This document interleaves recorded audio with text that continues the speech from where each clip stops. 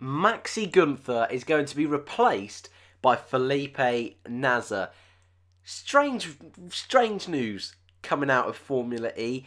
Max Gunther, rookie to Formula E, has only taken part in 3 races. He's already been replaced. And while it's great seeing more ex-Formula 1 drivers on the grid, Felipe Nasr seems a little bit left afield.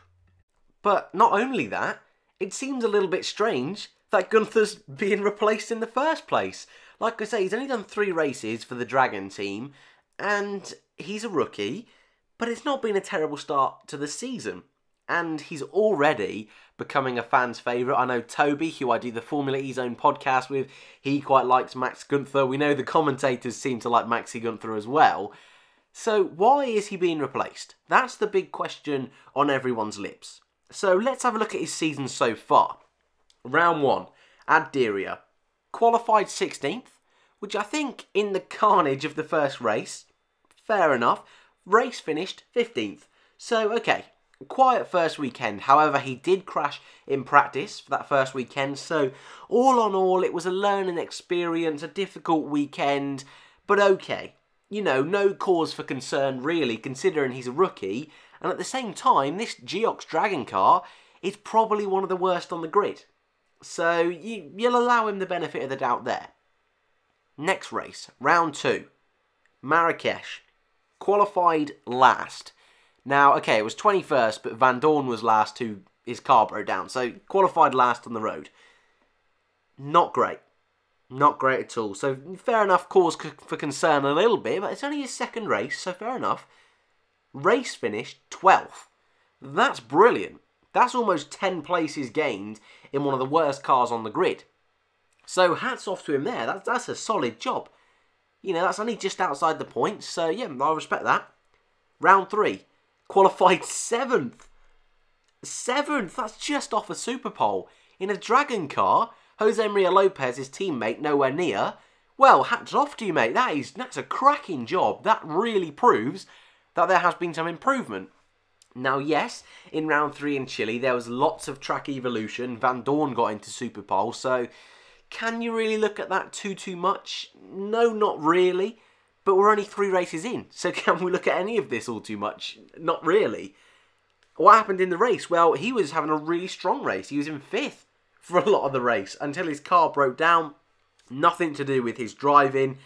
Car just gave up on itself. There was a safety car. And unfortunately, it was a DNF for Gunther, so he's on no points whatsoever. So, why is he being replaced? Well, there's a few reasons floating around. The key one being that supposedly, in Gunther's contract, it was known that he wasn't going to be driving in that seat by himself for the whole season. Basically, he was going to share a seat. Now, do I believe this? Well, I think it's the most logical reason for him being replaced, only doing 3 races, being a rookie, fan favourite, and I think those 3 results, promising. Went forward every single race, so that's something. Alright, maybe the qualifying pace isn't quite there, but again, we've almost had 3 really strange races so far this season, nothing straightforward or concrete. So, that's the big one for me, that I think, well, surely this is too early on for them just to get rid of him because they didn't like him. Because it's 3 races in. And Jose Maria Lopez, his teammate, far more experienced, hasn't been that much better than Gunther. So I find it strange that the team would be like, oh, this guy, we don't want him. Considering how well liked he is across the paddock. I suppose the thing we can look at is maybe his past results. Maybe, maybe last year in Formula 2 he had an awful year. Well, he finished 14th. In Formula 2 last year, which isn't brilliant, but in his first season, it's okay. He picked up a win in Silverstone, so that's big thumbs up. Got pole position in Russia, so yeah, there's, it's not all doom and gloom. There is talent in there. He got a 2nd place in Bahrain in Formula 2 as well, so he was very on and off in Formula 2, but we've even seen drivers like Alex Albon, who's got a drive in Formula 1 this year. He was very on and off in his first year of Formula 2. So, for sure, yes, it was a risk, Dragon taking him on. It really was a risk. But I think already he's proved that give him a couple of years, give him a little bit of experience, a little bit of time, yeah, he can do a job.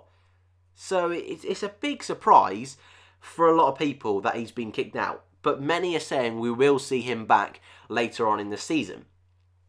Let's talk about the guy who's replacing him.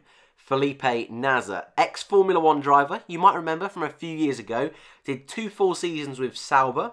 He was also a Williams test driver in 2014, but in his 2 years as Sauber, he finished 13th and 17th overall. His best ever finish was in his first ever Grand Prix in Melbourne, getting a 5th place, which was a solid job at the time for that Sauber car. His second year in Formula 1, 17th overall, just 1 point finish in Brazil, second round to the end of the season.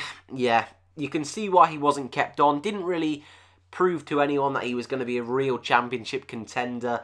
Eventually was replaced by Pascal Wehrlein, who's also in Formula E this year. So why has he been put into this seat? Well, he's performed well outside of Formula 1 the last 2 years at the 24 Hours of Daytona, racing for Whelen Engineering. I think it's Whelen. Yeah, not too sure how to pronounce that one. He's finished second twice, and with Whelen as well in the Complete WeatherTech Sports Car Championship, he won the championship. So he's not just been completely disappeared. You know, he's done Le Mans in 2018, so it's not a completely wild choice. I personally think there's better choices out there than Felipe Nasr. However, it might be something that the Dragon team, I know he was scheduled to test for Dragon, but it never eventually happened and they let Antonio Fuoco have that seat. I think for me, I'm just disappointed that a Fuoco didn't get the seat. Nick De Vries, someone like that who is young in Formula 2, is hungry, rather than someone like Felipe Nasr who's had his chance in Formula 1, isn't really going to bring much to Formula E. You know, I don't think there's many Formula 1 fans that are going to now watch Formula E because Felipe Nasr is at Formula E. You know, I'm always saying that, yes, more Formula 1 drivers in Formula E is a brilliant thing. But when I say that, I mean notable Formula 1 drivers. You know, like your Felipe Massas, your Van Dorns, things like that. Whereas Nasr's, you know, he's dropped off the boil a little bit of late. So it's a confusing one, a difficult one. You know, the team have come out multiple statements saying they wanted someone who was talented, had experience in single-seaters. That being said, he's not driven a single-seater race since the last race of his Formula 1 career. So that would have been Abu Dhabi 2016. So, you know, it's a little bit questionable.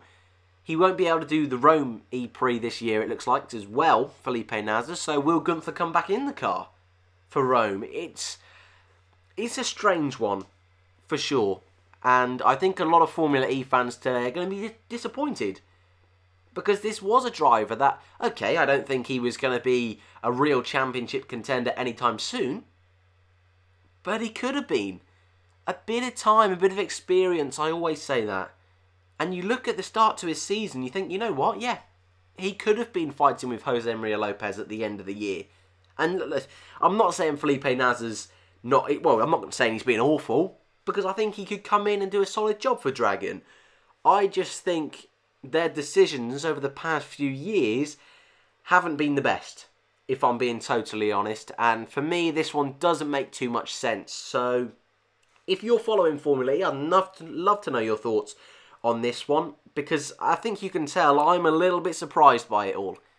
The experience of Nasr, yes, I get that, but I think if you've got Jose Maria Lopez in the car, getting Nasr in the car, who, I mean, Gunther's got more Formula E experience than Nasr.